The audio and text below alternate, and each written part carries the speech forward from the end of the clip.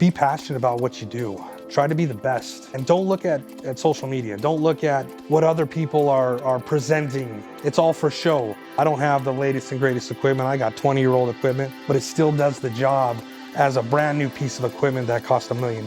It still works. And you need a guy like this to help you get that equipment.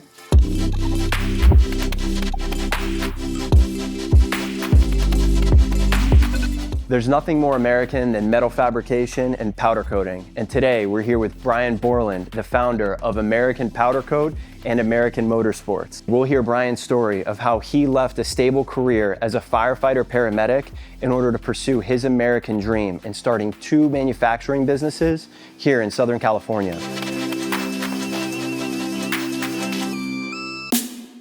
Brian, tell us how you got started in the business on the fabricating and the powder coating side. I wanted to work for myself. I wanted to be my own boss. I wanted to make executive decisions so I could provide for my family and also be able to bring employees in and provide their families. But you were a firefighter paramedic. Yeah, I was a medic for the city of San Diego for 6 years, firefighter for Cal Fire, Valley Center Fire. That's a big jump. It was, going from a full-time pension salary job to unknown.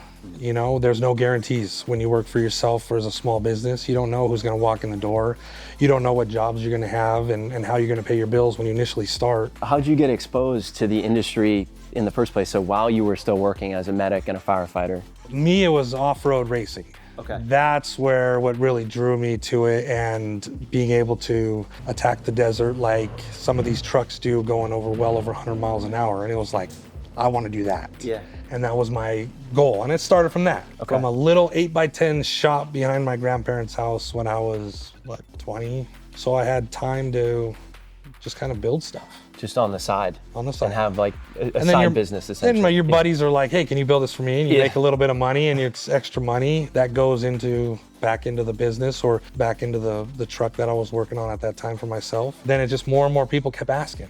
And then I got so overwhelmed to the point where I need to slow down this full-time paramedic job over here, and I need to take on some of these customers. And so I started slowly transitioning to, I have to quit, and I gotta believe in myself. I gotta take a chance on myself, and I'm gonna start this business, and I'm gonna do it. I mean, the biggest thing, I couldn't have done it without my wife.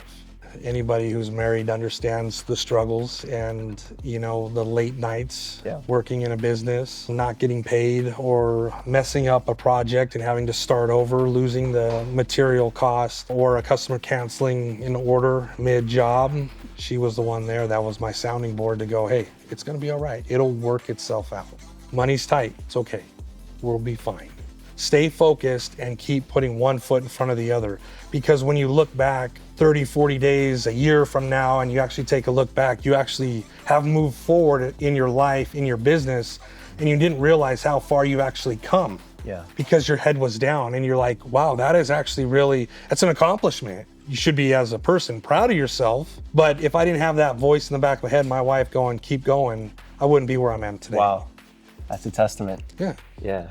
So let's dive into some of the equipment.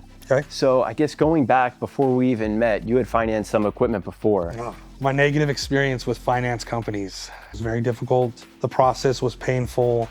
I was like, I'm gonna buy equipment cash now. I'm not gonna do this anymore. This is ridiculous. So you vowed at that moment in time, I'm never did. financing equipment again. 100%. And when I got the idea of buying a CNC tube bender, this was my second big purchase, 3 guys said your name. You need to call Greg. They all had good things to say about you, a real easy process. You'll be happy. I made my initial call to you.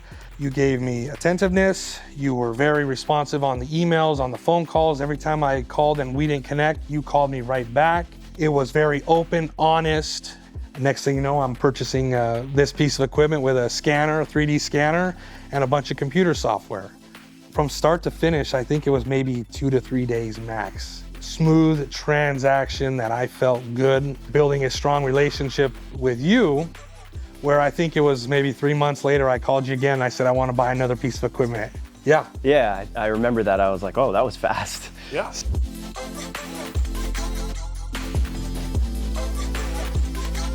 Here it is, the Bodor laser. So what are you guys doing with this? I can cut precision parts with a 3 kilowatt laser. That's what this boat R is. It also has tube laser attachment. And I saw this as an investment to add with my tube bender, working hand in hand with round tube or square tube, put some types of whatever the customer requests, something like this into it, then be able to bend it up. So I have it from start to finish. I can put all the holes in it, put all the markings on it, whatever, and then have a finished product ever comes out of the benders. All right, so we spent a lot of time on the American Motorsports side. Let's go check out the American Powdercoat side. The American Powdercoat side, my powder coating facility, yes. Yeah, let's see it. We'll take you right over here. It's just right across the parking lot. Cool.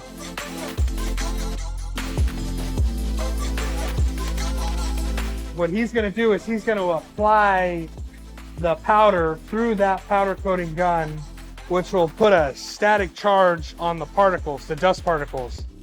These parts are grounded, so they have a negative charge to them, and the powder adheres to the metal. Once he completely powder coats all those parts and it's fully sealed in the color that the customer has chosen, we'll put it in this monster of an oven right here, which is sitting at 400 degrees right now. Okay.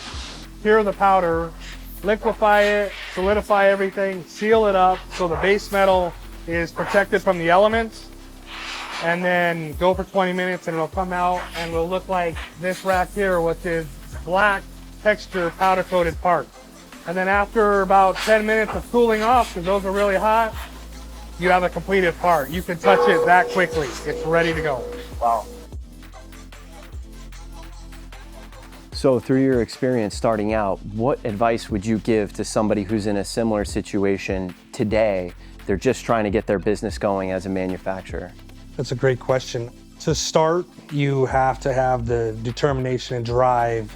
That's the first thing I would say. You gotta have a drive and you gotta want it. And you gotta work hard because it's not easy. But if you have the discipline to stay focused and to keep moving forward, you'll be able to be successful eventually. Get familiar with some of your vendors. If you build relationships with your finance companies, your vendors, your guys who do the repairs, your trainers, whatever it may be, and you establish a positive rapport with them, they'll be willing to help you. Yeah. They'll come in and they'll take care of you if you take care of them. Right.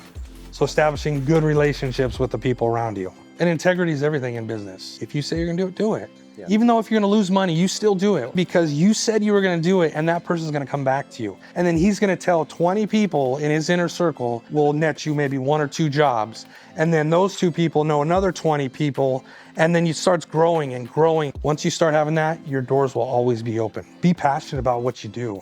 Try to be the best. And don't look at social media. Don't look at what other people are presenting. It's all for show. I don't have the latest and greatest equipment. I got 20-year-old equipment, but it still does the job as a brand new piece of equipment that cost $1 million.